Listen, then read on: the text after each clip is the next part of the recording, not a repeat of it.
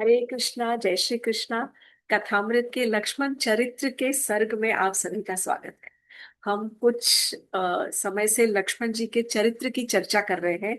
और जैसे जैसे as I said we are walking through Ramayana, Ramayana पढ़ते पढ़ते साथ साथ में लक्ष्मण जी के जितने सुंदर सुंदर प्रसंग जो आ रहे हैं उनके ऊपर थोड़ी चर्चा करने के साथ में आपके साथ में वो शेयर करने का प्रयास कर रही। मुझे भी बहुत आनंद आ रहा है। और बहुत ही अद्भुत और बहुत अमेजिंग प्रसंग है लक्ष्मण जी के चरित्र को दर्शाने के लिए। आज इसी श्रृंखला में और कुछ सुंदर प्रसंग तैयार तो बहुत सारे किए हैं। कितने कर पाती हूँ, चार पांच प्रसंग या तीन, आई हैव नो आइडिया, आपके साथ शेयर करने का प्रयास करूँ। ओम अज्ञानतिमिरान्धस्य ज्ञानाञ्जनशलाकया चक्षुरुन्मिलितं येन तस्मै श्रीगुरुवे नमः। वाञ्छकल्पतरुभ्यश्च कृपा सिन्धुभ्य एव च पतितानां पावनेभ्यो वैष्णवेभ्यो नमो नमः। हे कृष्ण करुणा सिन्धु दीनबन्धु जगत्पते गोपेश गोपिका कांत राधा कांत नमोस्तुते। तप्त कांचन गौरांगी राधे वृंदावनेश्वरी वृषभानुसुते देवी प्रणमामि हरिप्रिये। हरे कृष्णा कृष्ण कृष्ण हरे हरे, हरे राम राम राम हरे हरे। तो लक्ष्मण चरित्र के बारे में चर्चा करते समय जैसे ही रामायण पढ़ रही थी तो कई बार कभी ऐसे बीच में आपके भी ये मन में ख्याल आया होगा कि रामचंद्र जी का जब सीता जी का अपहरण होने के बाद जब रामचंद्र जी और लक्ष्मण जी वहां पर आए कुटिया में लौटकर और देखा कि पर्णकुटी खाली पड़ी है और रोने लग गए। उसके बाद आगे चलकर उनको जटायु मिले और जटायु से थोड़ा सा पता चला कि रावण लेके गया है, कोई एक राक्षस रावण लेकर गया है सीता जी को। पर उसके बाद उन्हें क्या पता था, हाउ डिड दे रियलाइज कि अब जाना कहाँ है, करना क्या है, कैसे ढूंढना है, रावण है कौन, कहाँ है। सुग्रीव से सडनली कैसे मुलाकात हो गई, जंगल में तो कोई जीपीएस नहीं था, मोबाइल नहीं था। फिर उन्हें कैसे पता चला कि किस रास्ते से कहाँ से जाना है। उस प्रसंग को दर्शाने के लिए एक बहुत सुंदर ये एपिसोड है, लक्ष्मण जी का ही चरित्र चरित्र दर्शाता हुआ। तो let me discuss this with you कि जटायु से मिलने के बाद जटायु बहुत घायल था और जटायु ने थोड़ी बहुत खबर दे दी कि जटायु बहुत बूढ़ा भी था, उम्र बहुत थी। फिर भी उसने बहुत डटकर युद्ध का सामना किया था, लड़ाई की थी रावण के साथ में और सीता जी को बचाने का प्रयास किया। परंतु फाइनली जब रामचंद्र जी जटायु से मिले तो जटायु बहुत बुरी तरह से घायल था और अपने जीवन के अंतिम चरण पर पड़ा हुआ। उसने रामचंद्र जी ने जटायु का सर गोद में रखकर और उसका सरवर सहलाया, उससे बात की और आंखों से आंसू बह रहे थे रामचंद्र जी के और जटायु ने अपने वहां पर प्राण त्याग दिए। तब दोनों भाइयों ने जटायु को अग्नि देकर उसके बाद आगे चलने का फैसला किया। अब कथा शुरू होती है। जब जैसे ही दोनों भाई आगे जा रहे थे बहुत भीषण जंगल था, बहुत डरावना जंगल था और सडनली बहुत जोर से आंधी चली और आंधी के आते ही बहुत बड़ा विशाल काय कुरूप सा दिखने वाला एक राक्षस, चौड़ी चौड़ी छाती का, एकदम अगली लुकिंग, उनके सामने आकर खड़ा हो गया। पर ये एक अजीब सा राक्षस था। इसका केवल धड़ था, अगर आप सर निकाल दो तो धड़ लाइक अ स्क्वायर बॉडी, बस खाली धड़ था। दो लंबी लंबी भुजाएं थी, एक एक योजन लंबी। सर नहीं था। इमेजिन करो, सिर्फ इतना बड़ा चौकोर, इतना बड़ा बॉडी है, दो लंबी लंबी भुजाएं हैं और ना जंघा है, ना मस्तक है, ना पैर है, कुछ नहीं है। लेकिन जो धड़ है, बॉडी के अंदर एक बड़ा सा मुख बना हुआ था जिसके अंदर नुकीले दांत थे। और उसी पेट के अंदर, मतलब उसी में जो पेट है, पूरा पेट के अंदर एक बड़ा सा मुंह है जिसमें नुकीले शार्प टीथ है। और उसी पेट के अंदर ऊपर एक लाल ज्वाला सी भड़कती हुई आंख बनी हुई थी। तो वो आंखों की पलकें झपक रही थी और ये इतना डरावना लुक लगा था कि उसके हाथ इतने इतने लंबे थे। दोनों भाई डर गए, परंतु फिर भी वीर है, रघुकुल भूषण है, दोनों के दोनों सामने आगे चले ताकि वो देख सके थोड़ा सा पास से कि ये इतना विशाल का ये है क्या। क्योंकि उसकी आंख तो नजर नहीं आ रही थी, पेट के अंदर थी। और ध्यान से जैसे ही आगे देखने के लिए गए तो उन्होंने देखा कि ये तो अद्भुत सा, अजीब सा दिखने वाला राक्षस है। इतने में ही उस राक्षस ने राम और लक्ष्मण को दोनों को अपनी भुजाओं में पकड़ लिया और कहा कि तुम दोनों, नियति ने मुझे तुम्हें मेरे सामने भेजा है और मुझे बहुत जोर से भूख लग रही है, मैं भूख से मर रहा हूं, मैं तुम दोनों को अब खा जाऊंगा। अब इमेजिन, दोनों को ऐसे पकड़ लिया है, इस तरह से पकड़ा है, एक एक हाथ में नहीं, एक साथ दोनों को ऐसे पकड़ लिया था राम और लक्ष्मण। तो दोनों भाई यहाँ पर अंदर हैं मुट्ठी के अंदर, और दोनों आपस में बात कर रहे हैं। तब लक्ष्मण जी ने कहा, बहुत घबरा गए लक्ष्मण जी बेचारे, और तब रामचंद्र जी से कहते हैं कि भैया, मैं तो इसकी पकड़ में बहुत असहाय महसूस कर रहा हूं। आप, अब ऐसा मैंने निश्चय कर लिया है कि मुझे इस राक्षस को खा जाने दो। राक्षस मुझे खा जाएगा, लेकिन आप किसी तरह से यहां से बच के भाग जाओ, ताकि आप सीता जी को खोज सको। मैं इससे, इसे मुझे खा जाने दो, और आप मेरी आहुति हो जाने दो, लेट मी बी सैक्रिफाइस्ड, ताकि आप यहाँ से भाग जाओ। और मुझे पूरा विश्वास है, पूरा भरोसा है कि आप सीता जी को पाताल लोक से भी ढूंढ निकालोगे। जहां कहीं भी होगा, आप सीता जी को ढूंढ निकालो। उसके बाद जब वनवास पूरा हो जाएगा, तो आप अच्छे से सिंहासन पर बैठकर, अयोध्या के सिंहासन पर बैठकर महाराज, वहां का राजा कहलाना, ये मेरा स्वप्न है। इसीलिए आप मेरी चिंता मत करो। मतलब लक्ष्मण जी ने पहले ही रामचंद्र जी को कह दिया कि let me be eaten away by this demon. उस समय मतलब कितना समर्पण है। ये लक्ष्मण जी का चरित्र तो आप ही एनालाइज करते रहिए, मैं आपको सिर्फ कथा सुनाने वाली हूँ आज। उसके बाद तब जो कबंध था, वो ये देख रहा था कि कुछ तो बात कर रहे हैं। तो कबंध ने पूछा, कौन हो तुम? यहाँ पर तुम्हारे पास तो, तुम तो बहुत वीर और शक्तिशाली नजर आते हो, क्योंकि तुम्हारे पास तो अस्त्र शस्त्र भी है। उनके पास क्या था? धनुष बाण भी था और तलवार भी थी। तो कबंध ने देख, ये जो राक्षस है, इसका नाम है कबंध। कबंध अर्थात का मतलब भी ये होता है बिना धड़ का खाली, जो बिना सिर का खाली धड़, उसको भी कबंध कहते हैं। तो कबंध जो राक्षस था, उसने कहा, तुम कौन हो? तुम दिखने में तो बड़े वीर हो, तुम्हारे पास तो अस्त्र शस्त्र भी है, और पर मुझे तो भूख बहुत लगी है, और मैं अब तुम दोनों को खा जाऊंगा। रामचंद्र जी लक्ष्मण जी से कहते हैं कि हमारी तो नियति खराब है, खोटी है। सब कहते हैं ना कि हमारी नियति खराब हो गई है, हमारा काल का कुछ प्रकोप चल रहा है, जो इतने बुरे दिन देखने पड़ रहे थे। हम सीता जी को खोज रहे थे, और ये हमारे सामने ये क्या आ गया। तब तुरंत लक्ष्मण जी ने देखा और समझा कि यहाँ तो मैं हिम्मत हार रहा था, और मैं अपनी जान देने के लिए तैयार था, पर मेरे जाने से तो मेरे भाई का और आधा हो जाएगा बल, आत्मबल। और तब जब रामचंद्र जी कह रहे हैं इस प्रकार कि नियति का क्या किस प्रकार का प्रकोप है, हमारी तो नियति खोटी है, काल का प्रकोप कैसा है, तब लक्ष्मण जी ने हेल्ड अप द रेन्स, और तब लक्ष्मण जी बोलने लगे, भैया, उसने, लक्ष्मण जी ने तब तुरंत युक्ति लगाई। दोनों एक ही हाथ साथ में है। और तब लक्ष्मण जी कहते हैं, भैया, ये राक्षस हमें निगल ले उससे पहले ही अपनी अपनी तलवार निकालते हैं और इसकी दोनों भुजाएं काट देते हैं, क्योंकि मुझे नजर आ रहा है कि इसकी सारा जो बल और सारी शक्ति केवल इसकी भुजाओं में है। चल तो सकता नहीं वो, एक ही जगह पर बैठा हुआ है, अपने हाथ लंबे करता है, खींच लेता है, और उसका मुख किधर है? पेट के अंदर। पेट के अंदर अपना जो मुंह है उसके अंदर डाल देता है, नुकीले दांतों से खा जाता है, और वही एक आंख है जिससे उसको दिख रहा है। लक्ष्मण जी ने वहां पर डोर संभाली और रामचंद्र जी को इशारा किया। कबंध ने ये दोनों की आपस की वार्तालाप सुन ली कि क्या बात कर रहे हैं, तो उसको बहुत क्रोध आया। क्रोध आते के साथ ही उसने हाथ अपने पास लेके और खाने की कोशिश जैसे की, कि मैं, मुंह में तो नहीं है ना, पेट के पास में लेके आ ही रहा था हाथ अपने पेट के पास।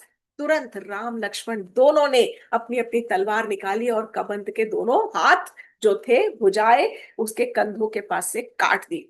जैसे ही काटी, वो पूरा का पूरा एकदम कराहता हुआ, चिल्लाता हुआ पूरा धरती के ऊपर गिर गया, जैसे उसकी सारी शक्ति उसकी भुजाओं में हो, जोर से चिल्लाता हुआ। और तब कबंध ने पूछा, हे वीर, आप कौन हो?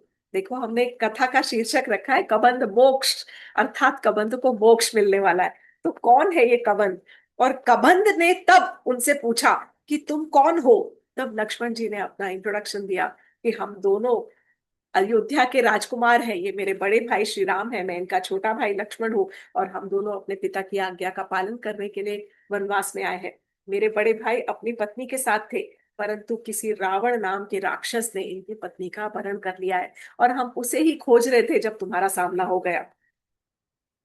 तब कबंद कहने लगा कि मैं बहुत आई एम वेरी फॉर्चुनेट। मेरा क्या बोलते हैं, fortunate, I am very very fortunate. बहुत मैं भाग्यशाली हूँ कि मुझे आपके दर्शन हुए हैं। मेरी ये दो भुजाएं जो थी वो मेरे बंधन का कारण बनी हुई है। मुझे इन्होंने बांध के रखा हुआ था, दे आर माई बॉन्डेज। और आपने इन मेरी भुजाओं को काट कर मेरे बंधन को काट दिया है। और आज मैं आपको, मेरे जो इंद्र ने मुझसे कहा था उसके वचन सत्य हो गए। तब लक्ष्मण के पूछने पर कबंद ने अपनी कथा सुनाई। और कबंद तब यूं कहने लगा कि मेरा जो पहला स्वरूप था वो मैं हमेशा से ऐसा नहीं था। मेरा ओरिजिनल स्वरूप बहुत सुंदर, बहुत रूपवान था मैं। मेरे बल और शक्ति के चर्चे और मेरे रूप के चर्चे तीनों लोकों में होते थे। परंतु मुझे अपने रूप पर बहुत घमंड था, मेरी शक्ति पर बहुत घमंड था। और मेरे में एक प्रॉब्लम थी, मुझे ना लोगों को डराने में बड़ा मजा आता था। तो मैं कभी भी अपने मन से अपना स्वरूप एक दानव के रूप में बदली कर लेता था, बदल कर एक राक्षस रूप लेकर, और जंगल में लोगों को डराता था और धमकाता था। इसी प्रकार एक बार जंगल में एक ऋषि थे जिनका नाम था स्थूल शिरा। ये जो स्थूल शिरा ऋषि थे, ये जंगल में कुछ कंदमूल फल जमा कर रहे थे अपने रोज के खाने के लिए। और तब मैंने इसी प्रकार एक बड़ा, इस प्रकार नहीं, बहुत एकदम और घिनौना, प्रॉपर राक्षस जो रूप होता है, हाथ पैर सिर मुंह वाला, नॉट ओनली धड़ वाला, पूरे राक्षस का एक स्वरूप मैंने लिया। और राक्षस के स्वरूप में मैंने उन ऋषि को बहुत जोर से डरा दिया। और जब डराया तो ऋषि जो स्थूल शिरा थे वो बहुत ज्यादा डर गए, और उसके बाद बहुत मुझसे क्रोधित हो गए।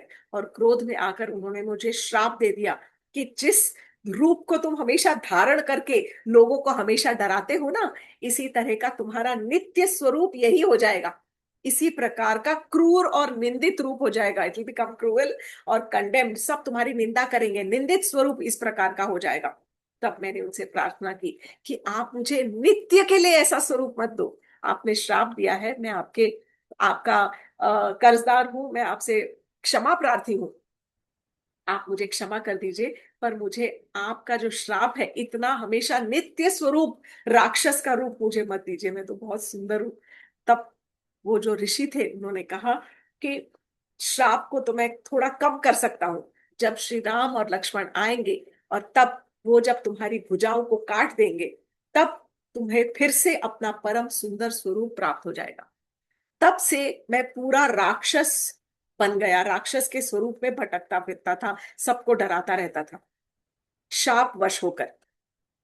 फिर एक बार उसके बाद मैंने बहुत घोर तपस्या की ब्रह्मा जी की, और ब्रह्मा जी प्रसन्न हो गए। ब्रह्मा जी प्रसन्न हुए तो मैंने उनसे वरदान मांगा कि मुझे दीर्घ लंबी आयु का वरदान दो, बड़ी लंबी, लंबा जीवन चाहिए मुझे। तो ब्रह्मा जी ने मुझे दीर्घ आयु का वरदान दिया, लंबी आयु का वरदान दे दिया। मुझे लगा कि अब तो मेरी उम्र इतनी लंबी हो गई, जब मेरी उम्र इतनी लंबी हो गई है तो अब मैं कुछ भी कर सकता हूँ। फिर ये इंद्र क्या है मेरे सामने, मैं तो इंद्र को भी हरा दूंगा, क्योंकि मैं तो एज गुड एज इमॉर्टल, अमर अजर के समान हो गया। और तब मैंने अपने गुरूर में आकर, अहंकार में आकर, तब मैंने इंद्र के ऊपर अटैक कर दिया, प्रहार कर दिया। और जब मैंने इंद्र के ऊपर अटैक किया तो इंद्र ने अपने वज्र से मुझ पर इतना जोर से प्रहार किया कि मेरा जो सिर था वो मेरे शरीर के अंदर धस गया। समझे, सिर मेरे शरीर के अंदर धस गया, धड़ के अंदर। और मेरी जो जंघा थी वो भी, क्योंकि मुख जो था, मस्तक शरीर के अंदर धसा, तो वज्र के प्रहार से ये जो धड़ था वो भी अंदर को बैठ गया। तो मेरी जो जंघा थी नीचे से वो धस गई, ऊपर से मस्तक धस गया। तो मेरे पास कुछ भी नहीं बचा, मतलब मेरे पास सिर्फ ये धड़ ही धड़ रह गया। और तब मैं बहुत घबरा गया। तब इंद्र ने मुझसे कहा कि देखो, ब्रह्मा जी ने तुम्हें वरदान दिया है कि तुम्हारी लंबी आयु हो, इसीलिए मैं तुम्हें मारने वाला नहीं हूं, क्योंकि मैं उनके वरदान का मान सम्मान रखूंगा। पर तब मेरे आंखों में आंसू आ गए, मैंने हाथ जोड़कर विनती की, इंद्र से माफी मांगी और कहा कि मुझे दीर्घ आयु तो, लंबी आयु तो मिली हुई है, परंतु केवल इस धड़ के साथ, खाली शरीर कि साथ में जिंदा कैसे रहूंगा, क्योंकि ना मुख है खाने के लिए और ना हाथ पैर बचे खाने के लिए, तो फिर मैं कैसे खाऊंगा। तब इंद्र ने मुझ पर दया करके मुझे दो लंबी भुजाएं दे दी, एक एक योजन लंबी दोनों भुजाएं दी, और कहा कि ये तुम्हारा, और मेरा मुख जो है वो मेरे पेट के अंदर एक मुख बना दिया और एक आंख बना दी, कि अब इससे तुम्हें अपना शिकार दिखेगा, और इस हाथों से तुम अपने शिकार को पकड़कर अपने मुख में डालकर अपना पेट भरते रहना। तब मैंने उनसे कहा, पर इस तरह से मैं कब तक जीऊंगा? तब इंद्र ने कहा कि तुम चिंता मत करो, कुछ समय में जब लक्ष्मण और श्री राम तुम्हारी दोनों भुजाएं काटेंगे, काटने के बाद वो तुम्हें चिता लगाएंगे, चिता देंगे, दाह संस्कार करेंगे, उसके बाद तुम स्वर्ग लोक को प्रस्थान करोगे। और आज उनका कथन इंद्रदेव का सत्य हो गया है। तो इसीलिए हे राम, हे लक्ष्मण, आप मेरा दाह संस्कार कीजिए। आपने मुझ पर उपकार किया है मेरी भुजाओं को काटकर, आप मेरा दाह संस्कार कीजिए और मैं आपकी मदद करूंगा। तब लक्ष्मण जी और रामचंद्र जी ने एक्चुअली उनसे प्रार्थना करके पूछा कि आप अगर इतने जानकार हो तो आप मुझे बताइए कि मेरी जो भार्या है, मेरी सीता कहाँ है। तो तब कबंध ने कहा, और राम ने कहा कि कहा उसका उन तक पहुंचना कैसे चाहिए। तब कबंध ने कहा कि जब तक मैं इस घिनौने शरीर के अंदर रहूंगा, राक्षस राक्षस शरीर के अंदर, तब तक मेरी बुद्धि भी उसी प्रवृत्ति में अटकी रहेगी। इसीलिए आपको पहले मेरे इस शरीर का दाह संस्कार करना पड़ेगा, इसे जलाना पड़ेगा, उसके बाद ही मैं आपकी मदद कर पाऊंगा। उसकी बात पर भरोसा करते हुए राम और लक्ष्मण ने वहां पर एक बड़ा सा गड्ढा खोदा। गड्ढा खोद के उस राक्षस का जो धड़ था, खाली स्क्वायर बॉडी, वो राक्षस के धड़ को अंदर डाला, और उसके बाद उसकी चिता को वहां पर आग लगा दी। जैसे ही धुआं निकला, धुएं में से एक बहुत ही दिव्य स्वरूप, बहुत सुंदर सजीला गठीला नवयुवक का स्वरूप बाहर निकला। बहुत सुंदर वस्त्र पहने हुए थे, बहुत सुंदर आभूषणों से सुसज्जित था वो। और तब उसने हाथ जोड़कर भगवान श्री राम को प्रार्थना की। और तब कबंध ने जो कहा, उसने सारे रामायण की दिशा बदल दी, पूरी दिशा दिखाई। तब उन्होंने कहा कि हे रामचंद्र जी, आपको सीता जी को ढूंढना जो है, तो आप पंपा सरोवर के रास्ते पर, पंपा सरोवर के तीर से, किनारे से चलते चलते सीधे आगे पहुंचिए। आगे आप ऋष्यमुख पर्वत तक पहुंचेंगे। This is a guide, tourist guide, proper with directions. Rishyamukh पर्वत तक पहुंचेंगे। वहां पहुंचने के बाद आपको सुग्रीव नामक एक व्यक्ति मिलेगा, जो कि वानर है जाति से, वो वानर है, ये सूर्य का पुत्र है। और इसको इसके भाई वाली ने अपने राज्य से निष्कासित कर दिया है, क्योंकि सुग्रीव ने अपने भाई की ओर कुछ अपराध किए थे। परंतु सुग्रीव जो है वो सूर्य का औरस पुत्र है, और बाली जो है वो इंद्रदेव का पुत्र कहलाता है। परंतु सुग्रीव जो है वो सत्यवान है, इज ट्रुथफुल। वो सत्यवान है, विनयशील है, बुद्धिमान है, और धैर्यवान और पराक्रमी है। उसके पास बहुत बड़ी वानर सेना है, और वो एक सच्चा मित्र कहलाने लायक है। वो आपकी मित्रता निभाएगा। सीता जी, एक बार आपसे यदि मित्रता हो गई, तो सीता जी को ढूंढने के लिए वो अपनी सारी वानर सेना का इस्तेमाल करेगा। वो आकाश पाताल एक करेगा, कहीं से भी, भले उसे किसी शिखर पर से सीता जी को ढूंढ के लाना पड़े, या पाताल लोक से सीता जी को ढूंढ के लाना पड़े, वो सीता जी को अवश्य ढूंढ कर लाएगा और राक्षसों को विनाश करने में आपकी मदद करेगा। ये कहते हुए उन्होंने तब कहा, पूरा गाइड किया ना। वाल्मीकि रामायण के अंदर बहुत लंबा चैप्टर है, in detail description of the route to be taken, कि किस रास्ते से चलना है, कैसे चलना है, कितनी दूर जाना है, कहाँ मिलेगा, कैसे कोई मिलेगा, इस प्रकार कबंध ने पूरा डिटेल में बताया है। और तब कबंध ने श्री राम को पूरा गाइड किया है कि क्या रास्ता लेकर वो ऋष्यमुख पर्वत तक पहुंच सकते हैं।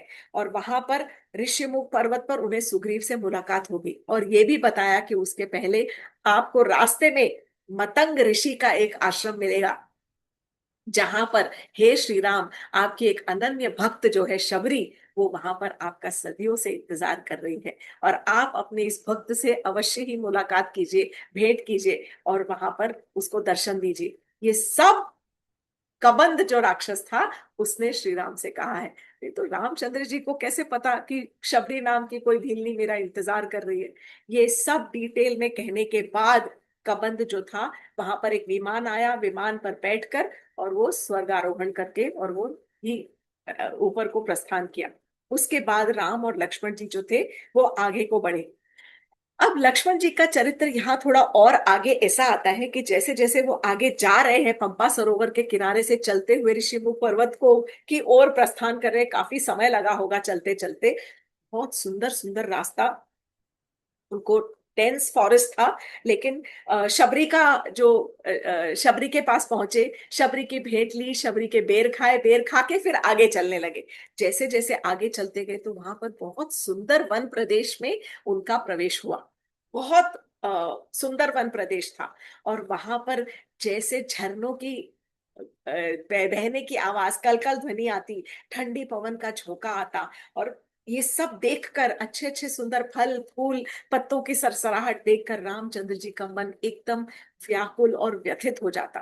Every time you would just sit down and cry. थोड़ा सा चलते थे, बैठ जाते थे, रोते थे, अपनी पत्नी को याद कर करके हमेशा रोते रहते थे।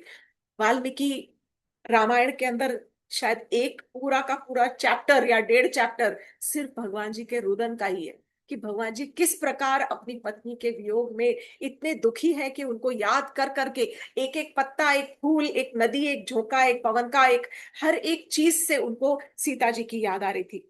उस समय Lakshman ji changed his role from that of a brother to a therapist. आजकल सब लोग थेरेपी सेशन लेते हैं, लक्ष्मण जी वहां पर काउंसलर बन गए और थेरेपी देने लग गए हैं रामचंद्र जी को। और रामचंद्र जी को कहते हैं, I am quoting exactly from the Ramayana only, Ramchandra ji को कहते हैं, लक्ष्मण जी अपने आप को संभालिए, आप शोक मत कीजिए। ज्ञान दे रहे हैं उनको, अपने आप को संभालिए, आप शोक मत कीजिए, क्योंकि बहुत ज्यादा आसक्ति है आपको। यदि सीता पत्नी के साथ में इतना ज्यादा आसक्ति रखोगे, ज्यादा आसक्ति से ज्यादा दुख होता है। और आप तो बहुत बुद्धिमान हो, बुद्धिमान व्यक्ति इतनी ज्यादा आसक्ति नहीं रखते हैं। और रावण यदि पाताल में भी होगा तो भरोसा रखिए, हम मिलकर उसको अवश्य ढूंढ कर लाएंगे और अ, उसको मार, उसका वध कर देंगे। आप अपना उत्साह कम मत कीजिए, do not lose your enthusiasm and your patience. अपना धैर्य बनाकर रखिए, अपना उत्साह पूरा अपने पास रखिए, क्योंकि उत्साह से बड़ा कोई बल नहीं होता। As long as you are enthusiastic, you will be able to face all challenges in life. जो उत्साही व्यक्ति होता है वो जिंदगी के जीवन के सबसे कठिन जो दौर होते हैं उनको भी पार कर लेता है, और वो डिस्करेज नहीं होता है। और अंत में लक्ष्मण जी बहुत बहुत ज्ञान देते हैं। और लक्ष्मण जी, मैंने एकदम की वर्ड्स उठाए हैं, लक्ष्मण जी उनको कहते हैं कि भैया, आप तो महात्मा पुरुष हो, लेकिन इतने दुख में आप ये भूल गए हो। क्या भूल गए हो? कि आप महात्मा पुरुष हो और आप शुद्ध आत्मा हो। तो जो महात्मा होते हैं उनको अपने आप को संभालना चाहिए। आप एकदम शुद्ध व्यक्ति हो, शुद्ध आत्मा हो, आप महान आत्मा हो। आप क्योंकि दुख में बैठे हो, इसीलिए आप भूल गए हो। तब लक्ष्मण जी के कहने पर रामचंद्र जी तुरंत एकदम उठकर बैठ गए, शांत हो गए एकदम। और तब उनको, उन्होंने अपना जो मोह और वो त्याग कर, और फिर उसके बाद फिर से अपने करंट ड्यूटीज के ऊपर, जो अभी का कर्तव्य था उसके ऊपर ध्यान देकर आगे चलना शुरू किया।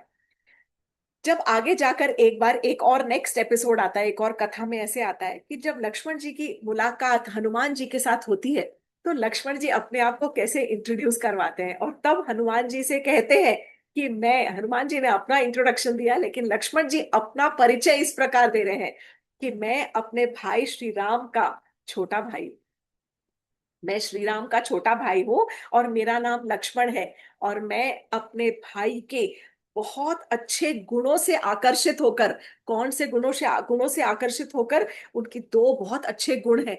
वन इज कृतज्ञता, ग्रैटिट्यूड है, बहुत ज्यादा कृतज्ञ है मेरे भाई। और दूसरा है बहुज्ञ। बहुज्ञ मतलब परम बुद्धिमान, ही इज एक्सट्रीमली इंटेलिजेंट। तो मेरे भाई के ये दोनों दो गुणों से आकर्षित होकर मैं उनका नित्य दास हो गया, इनका हमेशा के लिए मैं इनका दास हो गया हूं। ये लक्ष्मण जी अपना इंट्रोडक्शन दे रहे हैं। एक और एपिसोड में जब रामचंद्र जी और लक्ष्मण जी ने सुग्रीव को जब मिले, और मिलने के बाद जब उनको सब बात बात होने के बाद, तब सुग्रीव को, उनसे वार्तालाप हो रही है, और तब तब सुग्रीव ने ये प्रसंग सुनाया कि हाँ, मुझे कुछ याद तो आ रहा है कि एक बार जब मैं पर्वत के शिखर पर बैठा हुआ था और मेरे साथ में 4 मंत्री और थे वहां पर, तब एक राक्षस एक स्त्री को गोद में उठाकर और लिए जा रहा था। वो जरूर सीता जी ही रही होगी, क्योंकि वो जोर जोर से चिल्ला रही थी, हा राम हा राम हा लक्ष्मण, इस प्रकार वो चिल्ला रही थी। वो अपने आप को छुड़ाने का बहुत प्रयत्न प्रयत्न कर रही थी। मैंने ये देखा और उन्होंने भी मुझे देखा। शिखर पर बैठा हुआ था मैं, और तब उन्होंने कुछ आभूषण उतार कर अपने, और एक पोटली में एक कपड़े के अंदर बांध कर, और उन्होंने जोर से नीचे फेंके थे। और वो मेरे पास आज भी वो आभूषण मेरे पास में पड़े हैं, मैंने संभाल कर रखा है। मैं आपको वो आभूषण दिखाता हूँ। रामचंद्र जी की आंखों से आंसू बहने लग गए ये सुनकर। सुग्रीव अंदर से वो पोटली लेकर आया, उसने कपड़े की गांठ खोली और सारे के सारे आभूषण नीचे फैला दिए। रामचंद्र जी टूट पड़े, रोने लग गए, खूब जोर जोर से रोए हैं वहां पर। रामायण में पता नहीं कितनी बार रामचंद्र जी टूट पड़े हैं, रोए हैं अपनी पत्नी के वियोग में। तब रामचंद्र जी को रोते हुए, और तब लक्ष्मण जी से कह रहे हैं, लक्ष्मण देखो, देखो इन आभूषणों को जो सीता जी ने ऊपर से फेंके हैं नीचे। वो जब राक्षस उनको जबरदस्ती ले जा रहा था, तब भी उसने होश में आकर ये सब निकाल कर फेंके हैं। इसने ये सब आभूषण घास पर गिरे होंगे, इसीलिए ये टूटे नहीं है। इनको देखो, तुम तो पहचान भी लोगे इनको। तब लक्ष्मण जी ने कहा कि भैया, मैं ये बाजूबंद को तो नहीं पहचानता, और ना ही मुझे इन कुंडलों के बारे में कुछ पता है। वो पोटली के अंदर जो आभूषण पड़े हैं, रखे हैं, उनको देखकर लक्ष्मण जी कह रहे हैं कि भैया, ना ही मैं इस बाजूबंद को पहचानता हूँ, और ना ही मुझे इन कानों के कुंडलों के बारे में कुछ पता है। हाँ, लेकिन रोज सुबह जब मैं भाभी को प्रणाम करता था, तो मैंने उनके चरणों के पायलों के दर्शन जरूर किए हैं, और ये नूपुर जो है, ये भाभी के ही है।